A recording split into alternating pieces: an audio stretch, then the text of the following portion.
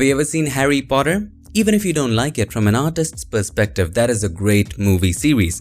Let's take a look at this clip. Remember this scene from Deathly Hallows Part 2 if you have seen the movie? Look at this. It just looks like one continuous camera move, right? Just one location, one image, right? It's all one. However, if you look at the breakdown, this, my friend, is the first layer. This was created, all right? Let's look at the second layer. Now, the lights were added. Let's look at the third layer. See, these objects were added. Now, the smoke was added, right? So, in different layers, different elements are being added. If you look at it closely, then lights were added around the smoke. And then a little bit of color grading and the scene was complete.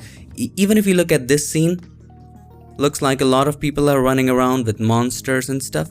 So, the first layer was this. A lot of it was not even shown. And that, my friend, shows how much details these artists go into to make the scene look absolutely stunning and realistic.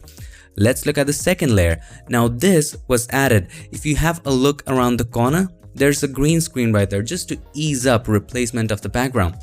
And then all of these different elements were merged, as you can see from right here. Even this ghost was captured separately, the monster, whatever you want to call it, right? And the face was separate as well. So different layers, different elements merged together. Want to see one more clip? Have a look. Look how much details they have already made, right? Most of these areas were not even shown in the scene, but for ambience, they do it. And probably for other scenes, they had created this, but this is some real in-depth work. Let's take a look. On top of that, this land was created, right? And the smoke. This was on a green screen and it was added later to that image, to that composite. So this is just like a composite, right? This is in fact a composite. Different layers, different elements, right? On the first layer, we had the background, then we had the land. On top of that, we had the monsters, probably a little bit of color grading to merge everything together, creation of shadows, different elements. You're getting where I'm going with this. Now look at this scene where Harry fights Voldemort. This scene might look simple, but look closely, all right? This is the scene. If they break it down, it's going to show you how it's going to look. All right, they are just standing. That's it. There's no lights going on, nothing. It was added later. So this is the stock footage. On top of that, some color grading was added. Look at it. Lights were added right here on another layer again. Have a look. This was on another layer, right? Another flare was added. Some more light elements were added. And it just comprises the entire scene. There are lots of scenes and VFX breakdowns that you can watch online. That's going to give you an idea of what layers actually do, even in video and images as well. Remember this example from the previous lesson? This is also made up of a lot of layers. Let me show you how in terms of image this is depicted. All right, so at the very back, we have the base. And this is just a gradient from light pink to dark pink. That's it. On top of that, we have a rectangle. This is on a separate layer. On top of that, we have the sale text. On top of that, 50% off. And on the very top, we have our subject. Now, the advantage of having them on separate layers is that we can adjust them separately. We can move them. We can make them bigger or smaller. We can apply filters. Everything is separate. And now, if I select the subject, I can move it anywhere I want. I can make it bigger if I want to, smaller if I want to, right? You have a lot of control. If all of this was on one fixed layer, you wouldn't have been able to adjust them separately. At the moment, you can adjust even the text. If you want to give a 75% off, just you can double click on the T of the text layer where it says 50% off and just simply change the number to 75. That's it. If this was all one layer, we wouldn't be able to do that. So what are layers and why do we create them? Well, layers are like transparent sheets of paper, one on top of the other. And these transparent sheets of paper can contain a graphic or even an adjustment. Let me show you some real-world examples. So here we have an illustration.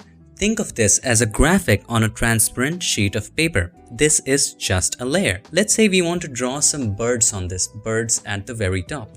So instead of drawing directly here, what if we create another layer which is another transparent sheet of paper. And on top of that, we draw the birds.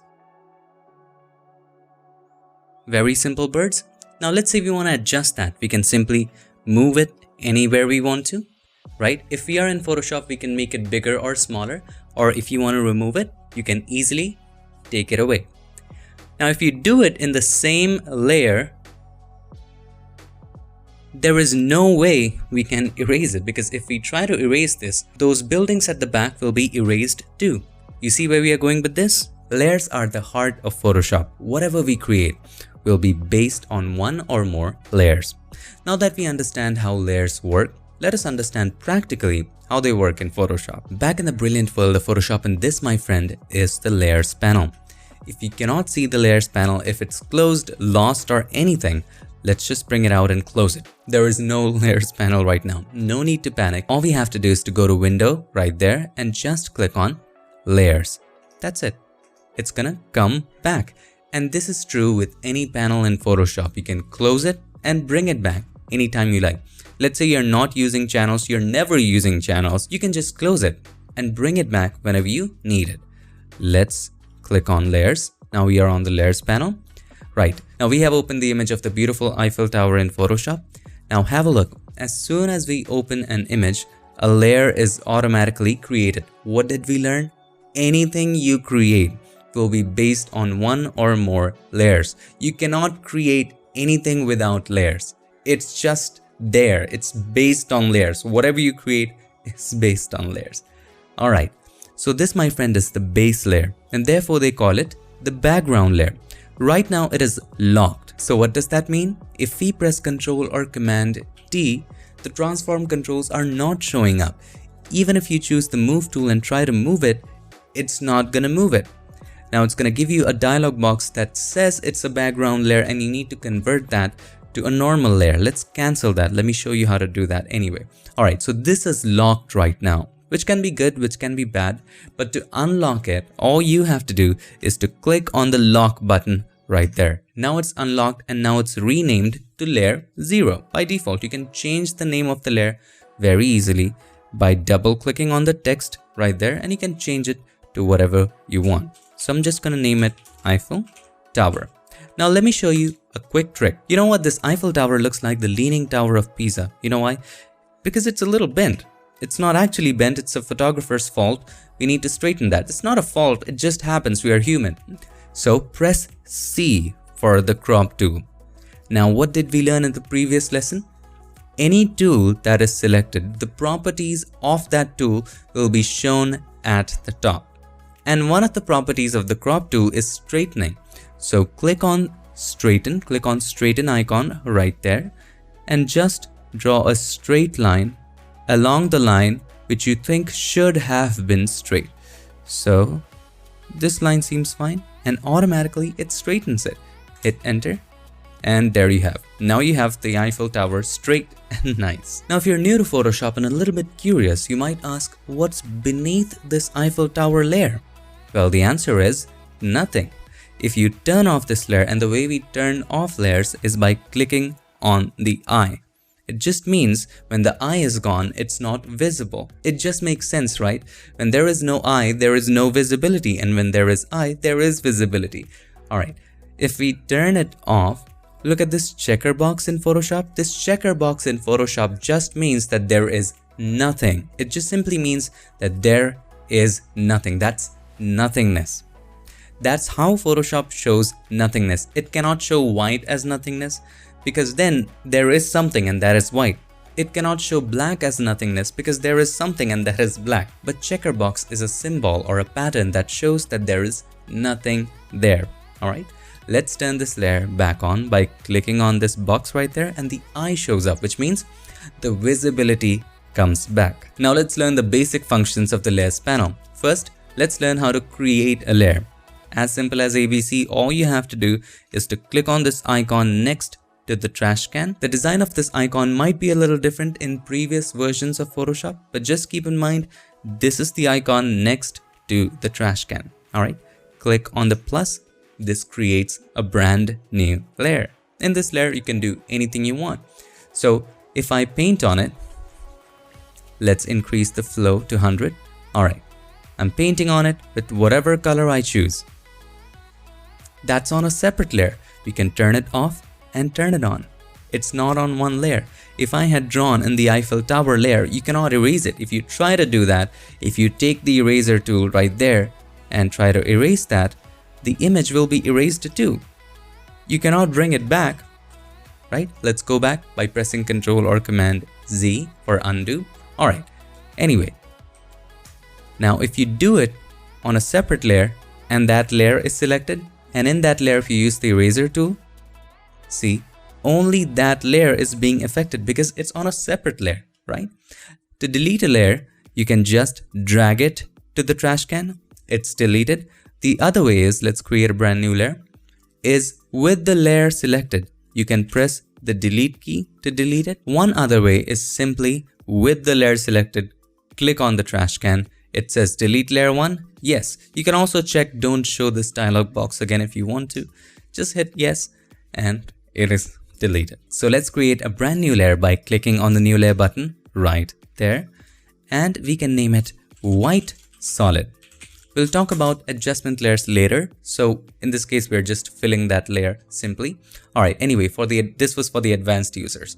For the beginners, you don't have to concentrate on what I just said. With the white solid layer selected, make sure that the foreground color is white. So this is the foreground color and that one at the back is the background color. You can set the foreground and the background color to default colors by pressing D. So let's say the foreground color is something strange and the background color is something strange as well, something random. And if you want to set it to black and white, press D, it will be set to defaults. Then you can press X to toggle between the foreground and the background. The background will become the foreground and the foreground will become the background when you press X. X is for switch. Now that it's white, all you have to do is to press Alt Backspace on Windows, Option Delete on a Mac to fill this layer with the foreground color. So Alt Backspace, Option Delete, it is now filled. Now let's make this layer a little transparent, not completely transparent, a little transparent. And to do that, just decrease the opacity. And the word says what it means, right? If the opacity is 100%, that layer would be 100% opaque. Opaque is the word. If the opacity is 0, that layer would be 100% transparent. Alright, as you decrease the opacity, the transparency increases. Look at this. It looks beautiful, doesn't it? So we're going to keep the opacity to about 75%. We are making a book cover. Let's create a brand new layer. Let's create a nice border for this. So click on the plus, and in this one, we can choose the rectangle tool right there. Okay. If you cannot see the extra tools which are grouped, just click and hold and you will be able to see this tool. Once you select that tool, just let's create a rectangle around the border, just like this. Alright. Now we want this rectangle to have strokes. We don't want to fill this rectangle. We just want borders in this rectangle. How do we do that? Just make sure the fill is none. So at the top, what did we learn? For every tool at the top, we will have the properties of that tool. So right now the rectangle tool is selected and the properties are at the top. So we don't want to fill this with any color. So click on the fill and click on cancel icon. So this will not be filled with any color. But we do want stroke, right? So click on the stroke. What color you want? Let's choose black. And let's increase the thickness of the stroke from 10 pixels to about 20 pixels. How does 20 look? That's nice. What about 25? Let's keep it at about 25. To make sure it's in the center, we need to move it there. And to move it, we need to use what? The move tool. So first of all, let's choose the move tool and then press Ctrl or Command A. It will make the complete selection of the canvas because we need to choose the center of what? So let's select the entire canvas first. Ctrl or Command A. Once you do that, you will see these tools at the top will be active. So make sure that the rectangle layer is selected and click on this button. This will center it horizontally. Click on that. Horizontally it's centered. If you want to center it vertically, click on this button. Now it's centered vertically and horizontally. To deselect press Ctrl or Command D. D for deselect. Photoshop is simple, guys. Ctrl or Command D. Now it is again too much, so you can decrease the opacity. One easy way of decreasing the opacity or any values all over Photoshop is to hover over where it says the text opacity or fill or any other property and click and drag it to the left or right to increase or decrease it. For me, let's set this to about 35%. And now we are ready to type in the text. So we can create a brand new layer at the top, or when you add text, it's automatically going to create a brand new layer anyway. So once we create that layer, and let's name this title if you want to, or the name of the text, whatever you want to. Choose T for the text too and click on in here. And let's write the title. You can write anything. So let's write, for me, I'm going to write Lost in Paris. To change the color of the text, double click on the T. Now the text is selected. At the top, text tool is selected. We can change the color of that. Single click on that and change it to black. Hit OK. You can change the font from the top. I'm going to choose a font called Bickham Script Pro 3 Regular. Alright. Now let's make it bigger. With the Move tool selected, press Ctrl or Command T. Hold the Alt key or the Option key. Drag one of the corners and make it bigger. Now there's a lot of gap in between, right? So double click on the T to select that. Open up the character properties right here. Okay. Now gap is at 70. Let's set it to 0. Now this looks fine. Have a look. Wonderful, isn't it? And at the bottom we can add one more text and create a brand new layer. Let's name this Subtitle. And click on T again. And we're gonna add one more text at the bottom. Just make sure Subtitle is selected. Click a little far away. And let's name this Photographs from Paris, or whatever you want to name it.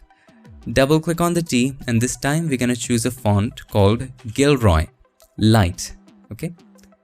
With the help of the Move tool right there, select that, press Ctrl or Command T. Let's make it a little larger and place it just beneath it. Just like this. You can also use the arrow keys to move it slowly and gradually. Hit Enter or Return. And I know we need to just correct the spellings right there. Okay. Now there's very less gap in there, right? So double click on the T to select all of that. Now I'm going to teach you a shortcut which we're going to cover in advanced sections later. If you hold the Alt key and the right arrow key, it will increase the space between them. You don't have to go to the properties and change the space. This is a very nice way of changing the space. This looks nice to me. Select the Move tool and then move it a little bit to the left.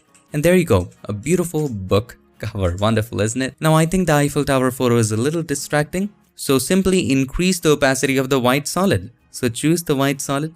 Let's increase the opacity to about 85. See, it's less distracting now. What if we choose 90? 90 is nice. There you go. There you have a wonderful book cover. We just quickly did it. You can take all the time in the world to design it. And by the way, let me show you a very interesting thing. You can change the style of different letters. So let's say we choose the title text, all right? And we can actually change the L, the S at the end. So let's select the L and we can change the L to something like this and choose the S, and we can choose the S to something like that. We will cover this in detail later, but this is an amazing feature in Photoshop and only available with some fonts like the Bickham Script Pro. Now, as you begin to create layers, it can get a little messy. For organizing purposes and to apply a certain effect to an entire group, you can group a layer, right? So to group a layer, let's say we want to group all the text in right there, the title and the subtitle. Just select the subtitle layer, hold the Control or Command, select the title layer. Now both of these layers are now selected. One other thing that you can do, let's say you had one more text layer. So let's type in at the very bottom the name of the author, whatever your name is. So I'm just going to type Unmesh Tinda and let's make it a little larger. Right there, place it at the center And there you go. Let's make it a little bold. You want to be a little bold. So, little bold and a little opacity. Opacity, let's set to 40%. All right. Select the topmost layer or the bottommost layer. If you hold the Shift key and click on the title layer, every layer in that series will be selected. So the first layer, if you hold the Shift key and click on this layer, every layer in that series will be selected. But we only want to select the text layers, right? So select the first text layer, hold the Shift key, and the last one. All of them are now selected, and then press Ctrl or Command G. Now the other way is, of course, as we discussed before, select this, hold the Control or Command, and you can choose one other layer, and then maybe one other layer is somewhere else, not in series. You can click on that. You get the point. Anyway, let's select all these three and then press Ctrl or Command G. Keep in mind G stands for group, and therefore we have Ctrl or Command G. That means simply command to create a group. Alright, now we have a group. You can name this group whatever you want. So let's name this text. So this group has all the text, right? Now we can make it larger or smaller collectively. We can add effects to it collectively. We can decrease the opacity of this collectively. So it's a collective group. You can always ungroup it by right-clicking on it and choose Ungroup Layers. Let's go back by pressing Ctrl or Command Z or Z, however you pronounce it. Now let's say we want to change the color of everything in this group. It's also very simple. So let's say we click on the adjustment layer icon and then choose solid color. We are creating an adjustment layer. We'll learn about that later. And choose a color. Let's say we chose something like red, and we hit OK. Now the entire image is covered in red. We only want to cover this group. So hold the Alt key or the Option key and click on the line between these two layers. See this arrow right there? This means that this red color is now only being applied to this group. Have a look. Everything in that group is now red. Now you can double click on in here on the symbol of the adjustment layer and change the color to whatever you want. You can change it to blue, green, whatever you choose. All right, let's delete that. We didn't need it. There you go. So that, my friend, was the idea of grouping layers. Just a quick little recap. We learned how to create a layer by simply clicking on the new layer icon. We learned how to name a layer by double clicking on the text. If you double click on that, you can rename the layer to whatever you want. We learned how to unlock a layer by simply clicking on that lock. We learned how to delete a layer. We learned how to group a layer, and to delete a layer, you can just simply click on the layer and press the delete key or drag it to the trash can, or simply click on the trash can icon. We learned how to group a layer, and most importantly, hide or unhide layers by clicking on that eye icon. When the eye shows up, it is visible, because with the eye, visibility comes. When the eye goes away, there is no visibility. Now let's talk about layer properties. Let's dig deep into it. Let's understand what they are. And the most important layer property is opacity. We discussed it a little bit already, but let me give you one more example to make it absolutely clear. So here we have a silhouette of trees, right? So let's say you want to change the sky. The sky is already bright. All we have to do is to use a darkening technique to apply a new sky, right? First of all, let's bring in the new sky in a separate layer. And to do that, simply, let's go to our Finder or Explorer. And in here, I'm going to use this orange sky. Let's drag it and drop it into Photoshop. You can also use a smaller window, drag it and drop it over the canvas in that tree image, right? Drag it over that. Now it's going to open up as a separate layer. That's what we want. Let's make it a little bigger to adjust it accordingly. Okay, this seems to be about right. Hit enter or return. Now the sky in the background is already bright, and all we want to do is darken it, because these areas, these silhouette areas, are already black. They can't be darkened further. So instead of having to select all of the sky and then erasing it, let's just darken the sky with this orange sky. Let's turn it back on. Let's adjust it and change the blend mode. Now, blend mode of a particular layer determines how the layer interacts with other layers. It's like a projection, how a layer is projected. Is it projected as a normal graphic? If you choose normal, which is the default blend mode right there, it will be just like a normal piece of paper. If you change the blend mode to something else, it will be projected differently. Alright, so in this case, we want to apply a darkening blend mode, something which darkens stuff. And one of those blend modes, and we're going to discuss that later in later tutorials in very in-depth detail. In fact, we have a dedicated lesson on each and every blend mode. But for now, let's choose the blend mode multiply. Multiply is a blend mode which darkens, and have a look at this. Doesn't that look beautiful? Now press Ctrl or Command D. I'm going to stretch it a little bit. So hold the Shift key and stretch it. Just like this, and decrease the opacity. Now, here is where we are learning how opacity works. If the opacity is at 100%, it will be 100% opaque. If the opacity is at 0, transparency would increase to 100%. So, opacity at 100% means it's 100% opaque. There is no transparency. Opacity at 0 means it's 100% transparent. It's just not there, and 0% opaque, which is opacity. So decrease it. If you decrease it to 0, it's nothing. If we slowly and gradually increase it, the transparency goes away slowly and gradually. So for this image, we're gonna keep it at about 85, and this looks nice to me. Let's take a look at the before and after. So this is the before, very flat, plain. And this, my friend, is the after. Looks so dramatic, isn't it? Now that we have understood opacity, let us understand how fill works. Just below opacity, there is this fill option. Let's take a look at that. First of all, here we are in Photoshop. Let's create a brand new document by going to File, New, and we can choose any dimension we want. Let's choose one for print, and let's say we're gonna choose an A4 paper. Click on that and let's create it. All right, now let's create a base. Let's fill this with something you like, or let's create a solid color adjustment layer as we learned before. So click on the adjustment layer icon and then choose solid color. You're gonna choose a bright orange color. Something like this looks nice. Hit OK. All right.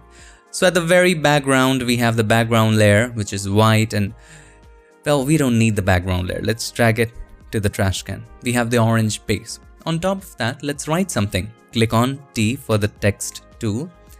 Click, and then let's type in shadows. Okay, let's make this a little bigger. There you go. Let's bring it at the center. Now, if we decrease the opacity, of course, the transparency increases, and opacity at 0 means it's 100% transparent.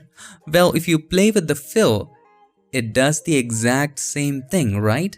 Well, it looks as if it does the exact same thing, but there are some differences. All right, let's add a shadow effect to this text. First of all, let's change the text color to something else so that you can see the shadow properly. So we're going to change the color to something like something lighter, which goes with this. Yeah, that looks nice. Hit OK. Now double click on the right hand side of the layer. Now this is a brand new thing. We're going to talk about that later in detail. Double click on the right hand side of the layer, or right click on the layer and choose blending options.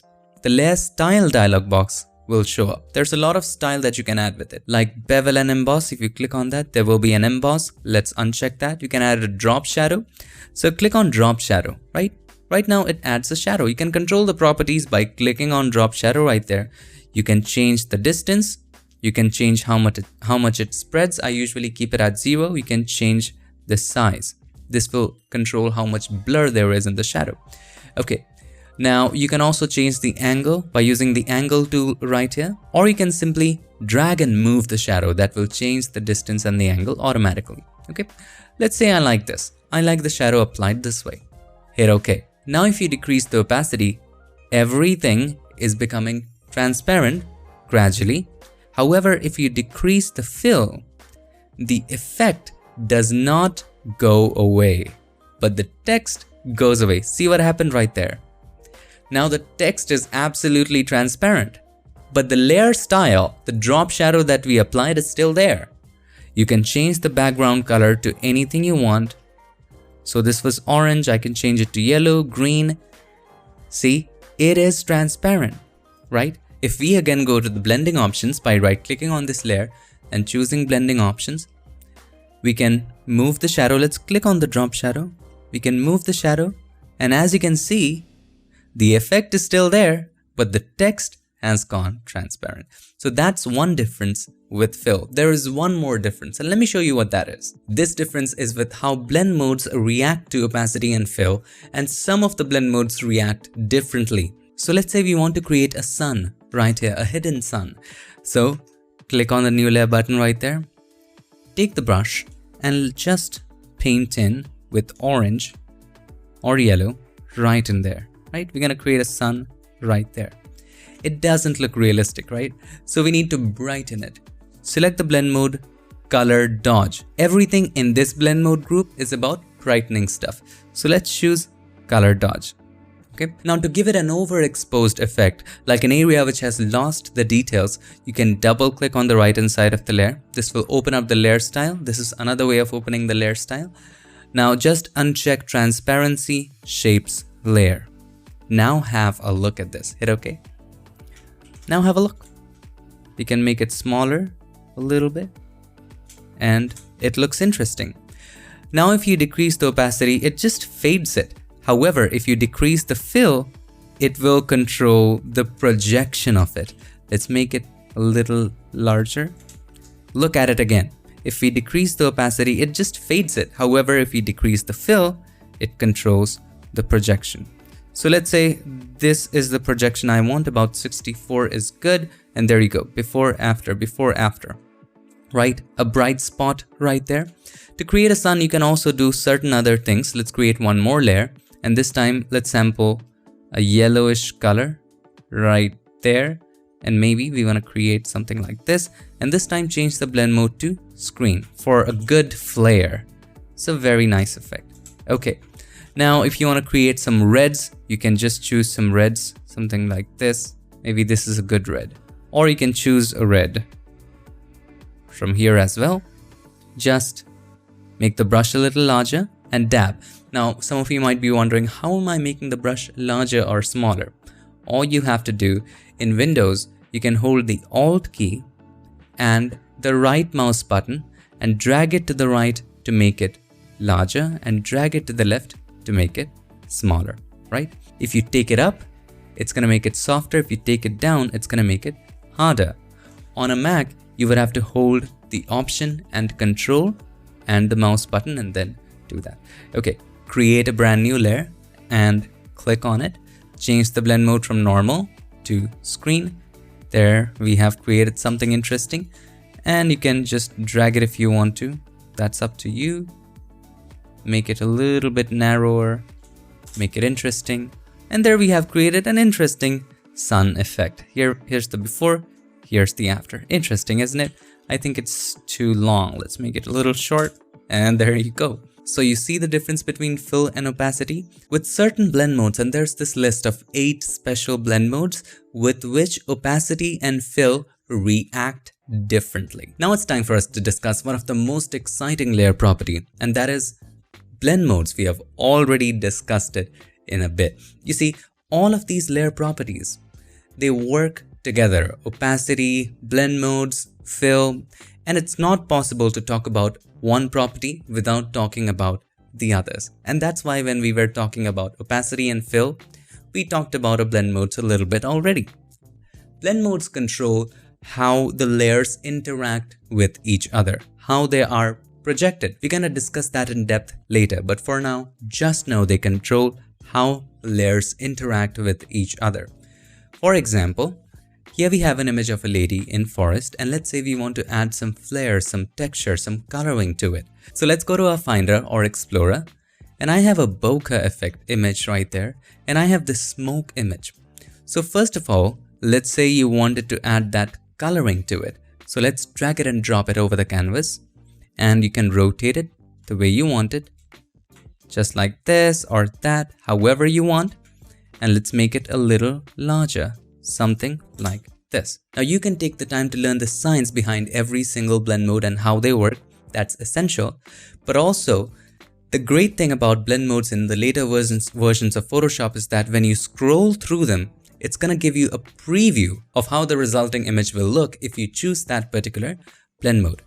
In this case, soft light looks interesting, right? So let's choose that press Ctrl or Command T. Let's flip it a little bit. Right click on it and choose flip horizontal. We have flipped it just a little bit. It looks interesting. I like it. If you want, you can stretch it too. Press Ctrl or Command T and just stretch it a little bit. Light looks interesting. The color looks interesting. Now let's add some smoke effect to that. Now we're gonna choose this and drop it in right there. We want it from the right side. So right click on it and then choose flip horizontal. We want to flip it horizontally. Let's make it larger, just like this. Looks interesting. Now, one of the blend mode which hides everything which is black and shows everything which is 100% white is screen. Now keep in mind, every blend mode has a unique property, and this is the property of the screen blend mode. That is, hide everything which is 100% black and show everything which is 100% white. If something is gray, it will show it 50%. You get the point. It will only brighten stuff. So change the blend mode from normal to screen and have a look at this image. If you want, you can always decrease the opacity of different layers. But look at this. If this doesn't look wonderful, I don't know what does. So here's the before. Here is the after. Now here's a little tip. You can also try rearranging the layers and see how the effect changes. So let's say if we take the smoke at the bottom, see, if you like this, you can stay at this point. If you want to double the effect, select the layer, press Ctrl or Command J to double it. But the doubling is kind of too much. So decrease the opacity and slowly and gradually increase it to the point where you like it. So for me, we're gonna keep it at about 20 or maybe even 15. Just a slight touch of it. And there you have a little bit of magic. Now layers are just not of one type in Photoshop. There are several types of layers. Let's talk about the 4 fundamental types of layers in Photoshop. And the very first one is a simple raster layer. So raster layers are simple layers where everything you do is burned to pixels. Whenever you click on the new layer button, it creates a raster layer for you. Let me show you how it works. So let's create a brand new document by going to File, New, and let's go to Art and Illustration. 1000 pixel grid is fine. Alright, let's create that. Interesting. We can change the canvas background by right clicking on the canvas and then choose probably dark gray. Now let's fill it with something. So we can create a solid color adjustment layer, and the advantage of solid color adjustment layer is that you can always change the color to whatever you like. So click on the adjustment layer icon and then choose solid color, and we're gonna choose something like a dark blue. That looks interesting. Hit OK. Now let's delete the background layer. We don't need that anymore. Create a layer on top. This, my friend, is a raster layer, right? Let's take the brush and let's choose your favorite brush, whatever brush you like, and let's write or paint in something. Right? I'm gonna make the brush a little smaller. You can also use the bracket keys to make the brush smaller or larger. And let's write something or draw something. So I'm gonna write here with white. Let's choose white as the foreground color. Press D to set them to default. Do not forget that. Foreground color and the background color is set to default by pressing D. Pressing X toggles them. Alright. Raster. Let's write that properly. Raster. Interesting. Now let's say the graphic that I made right here, let's name this raster layer because that's what it is. The graphic that we made here, let's say it's made up of 50 pixels. Let's say it's not made up of 50 pixels, it's way more than that. But let's say this is 50 pixels. Now everything I painted here is burned to the pixels. If we make it smaller by pressing Ctrl or Command D, let's say we make it very small. Now this is made up of, let's say, 5 pixels because from 50 we made it smaller. Now let's say it's made up of 5 pixels. We are just assuming for understanding it better. Now this has details worth 5 pixels, not more than that. When we make it big again, how are we gonna get the details from the rest 45 pixels? Because we already lost them by making it smaller in the first place, right? So now when we make it bigger, Since that was burnt down to the pixels and we only had 5 pixels to work with, if we make it of the size of 50 pixels, Photoshop will try to guess the rest of the pixels. And it's not gonna do a good job because you already lost all the details which were worth 45 pixels. So if you make it big again, it's gonna be pixelated, right? It's not gonna look detailed. And that's the thing with raster layers. When you make it smaller, you're gonna lose the pixels because everything there is in the raster layer is burnt to the pixels. That's the story of raster layers. But there are several advantages. You can paint on a raster layer, you can change it any way you want, you have complete freedom over it. Now to counter this, you have smart objects. So let's go back, press Ctrl or Command Z or Z a couple times to go back to where we were. Now this is a raster layer as we discussed before. However, we can now convert this into a smart object, and that is the second type of layer. First one was a simple raster layer, second is smart object. Okay, now smart objects are interesting. If you right click on the layer and then choose smart object, convert to smart object, and we're gonna discuss that in very detail later. Let's understand the basic features of a smart object. Now this, my friend, is a smart object. Now smart object retains the pixel information within it.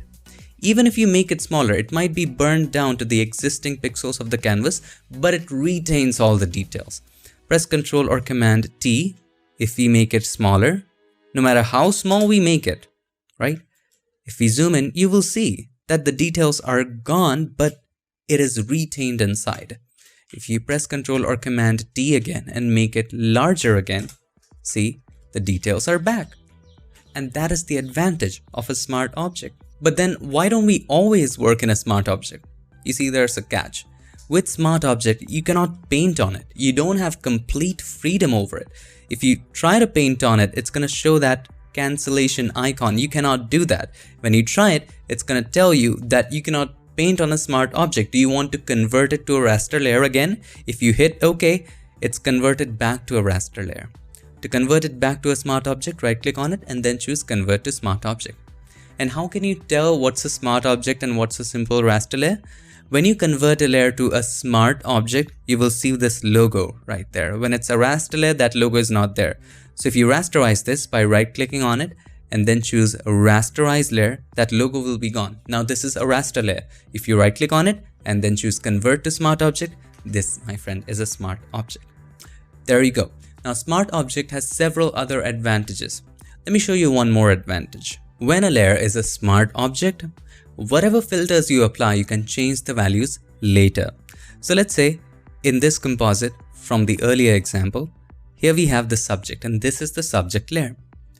On this, we can apply certain filters. So let's click on the filter right there and then choose Camera Raw Filter. And we can do a lot of changes into this. We can make it a little darker. We can decrease the exposure a little bit and we can increase the contrast. So we did these changes. Let's make it a little black and white.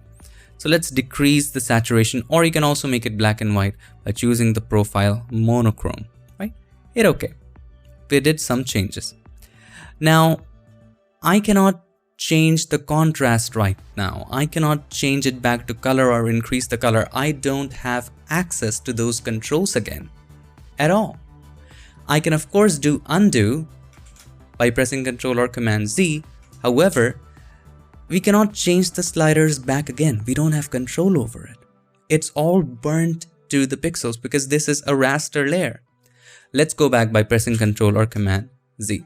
If we convert this into a smart object by right clicking on it and choosing Convert to Smart Object, now the shadow is changed a little bit because that was applied with the multiply blend mode. Anyway, to separate the drop shadow, let me just quickly separate the drop shadow. You can right click on the effects. I had applied a drop shadow effect earlier and choose Create Layer. Hit OK. That way, drop shadow is now on a separate layer, so you don't have to worry about that. So with the subject selected, right click on it and then choose Convert to Smart Object. Now this is a smart object, right? Now if you go to Filter and then Camera Raw Filter, and now let's change the profile to monochrome. Let's decrease the exposure, increase the contrast, right? Contrast is 46. Keep in mind, exposure is minus 0.6. And now if you increase the clarity, make it a little more interesting, hit OK. Now we have done all of these settings, but right now I have access to them. I can change the sliders anytime. So if you click on this arrow right there, Camera Raw opens up.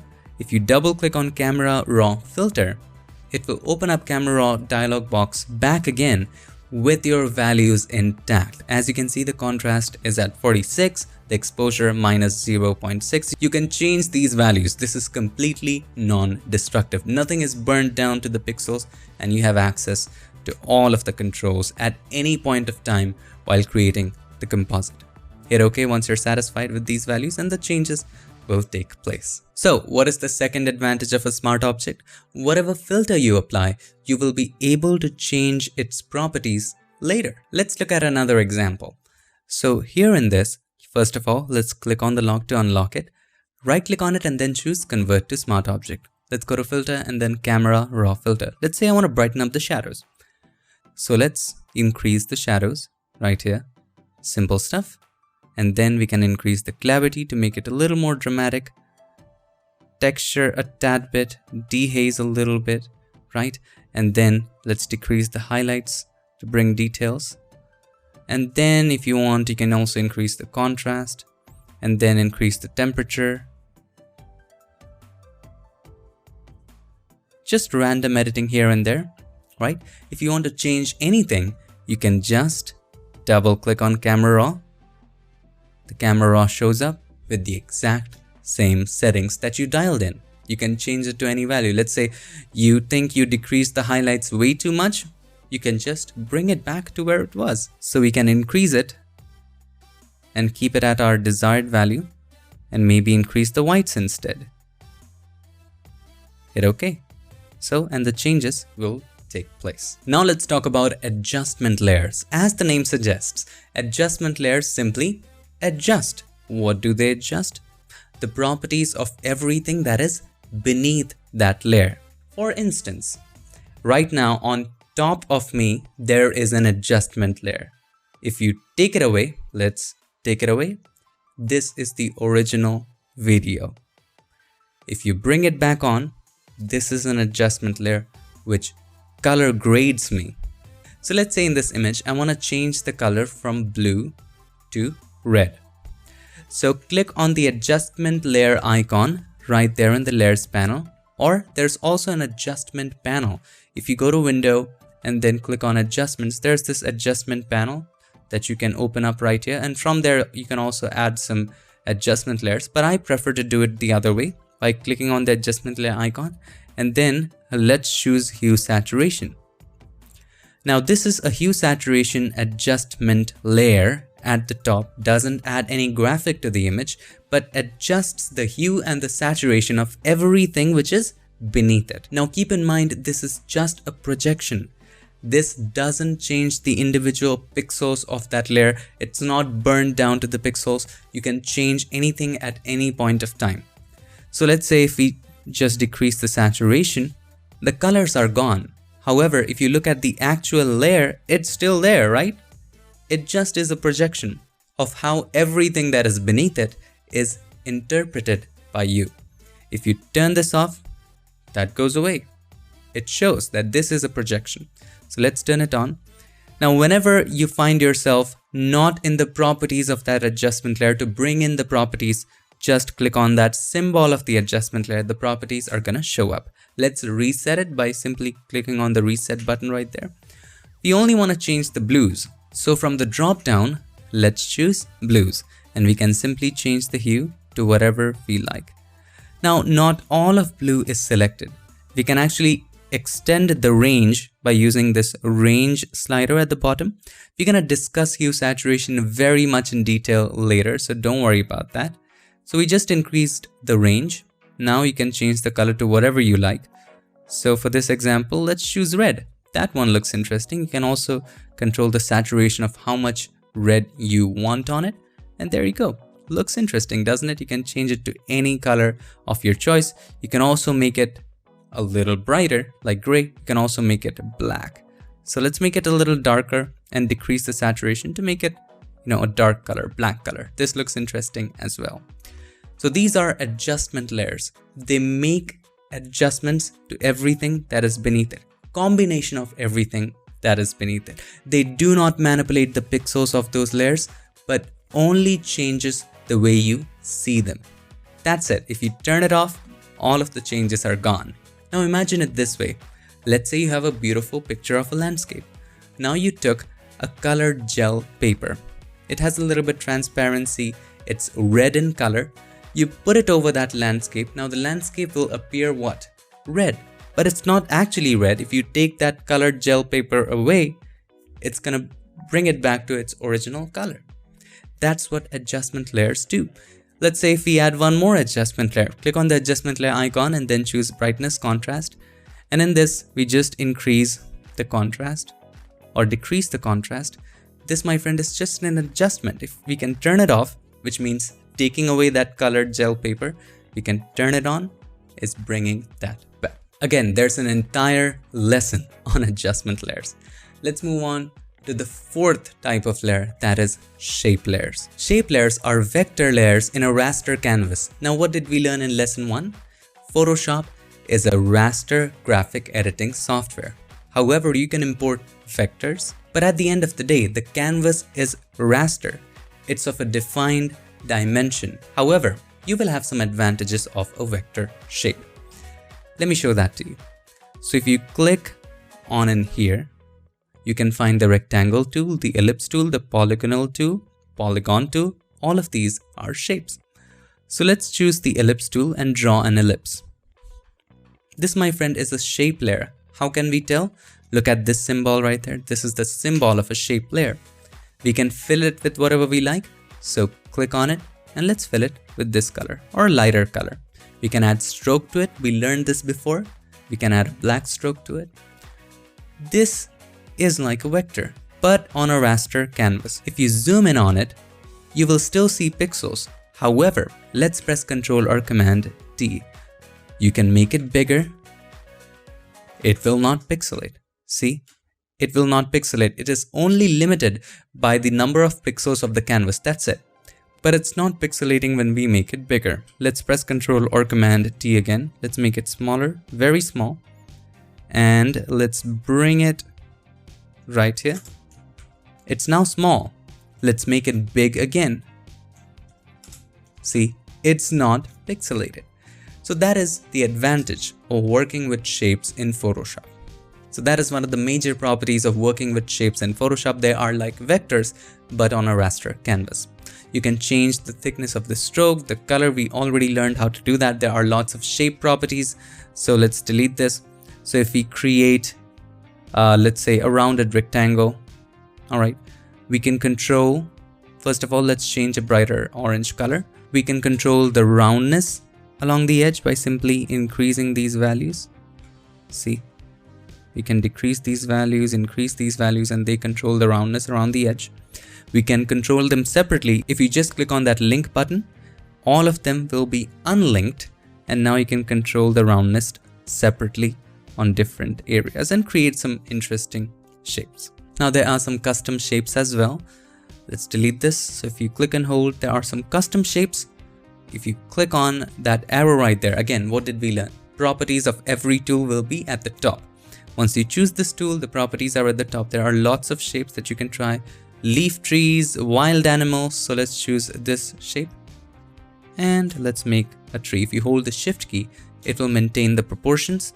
Let's change the fill to about green, and that looks interesting. Again, this is a vector. If you make it big, it will not pixelate. But keep in mind, this canvas is a raster canvas. Look at this.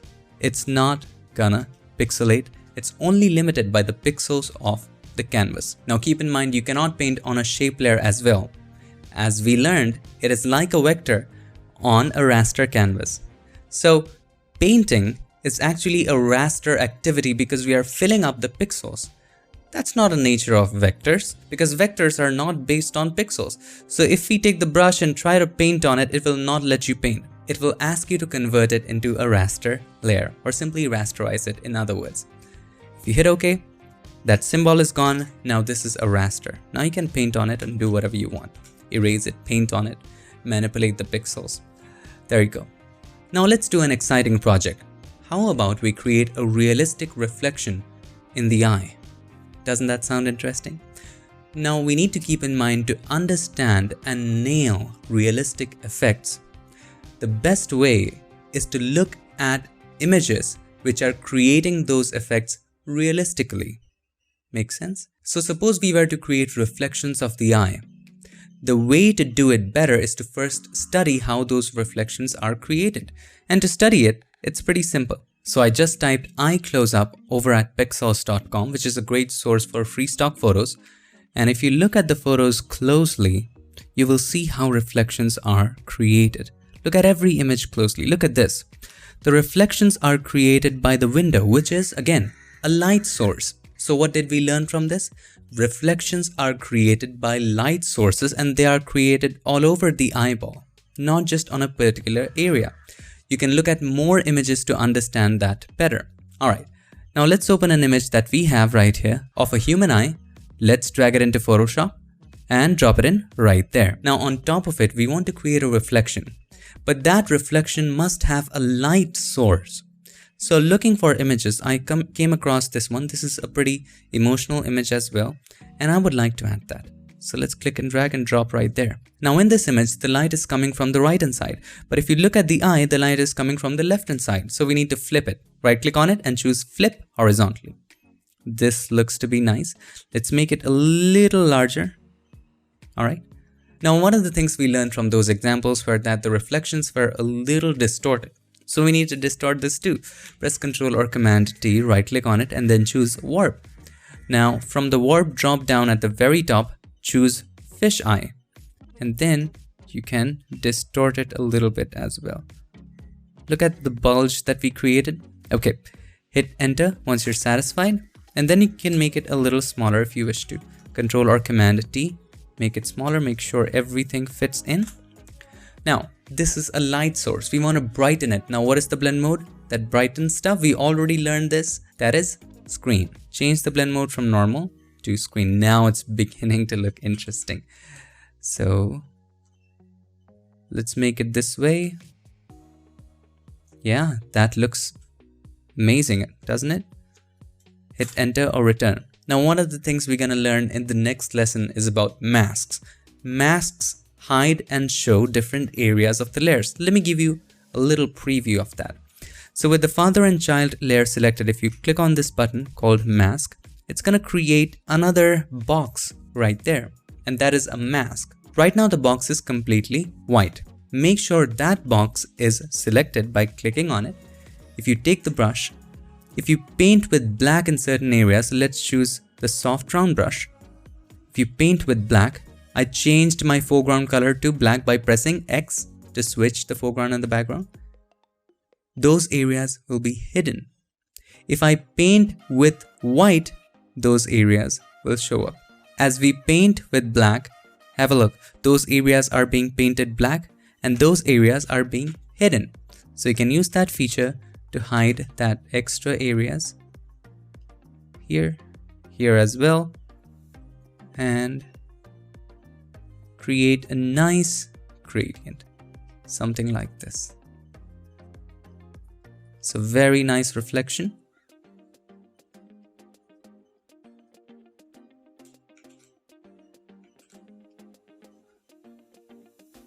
Looks interesting. Now you can adjust the size. Now we don't want to move the mask along with the layer. At the moment, both are linked. To break the link, and we're going to discuss that in detail in the second lesson, don't worry about it. Click on the link to unlink the mask and the layer. Now select the layer, and then we can take it a little bit to the right and maybe make it a little smaller, just like this. And there you have a very interesting reflection. You can come back to the mask and then paint away these areas and areas at the bottom as well, just like this. And there you have it, an interesting reflection for the eye. So there you go, we just discussed the most fundamental and useful things we need to know about layers in Photoshop. The next lesson is about layer masks. We showed a little preview right now, and it's gonna open up immense possibilities for you. So stay tuned for that. Layer masks are inevitable. Whether it's crucial utilitarian applications or creating beautiful pieces of art and composites, layer masks are something you will need all the time. It's impossible to create amazing, non-destructive art without layer masks. They give you the flexibility to adjust your composite any way you want at any time. So don't miss on that. It's gonna completely change the way you edit photos in Photoshop. See you in the next lesson. Till then, stay tuned and make sure that you keep creating.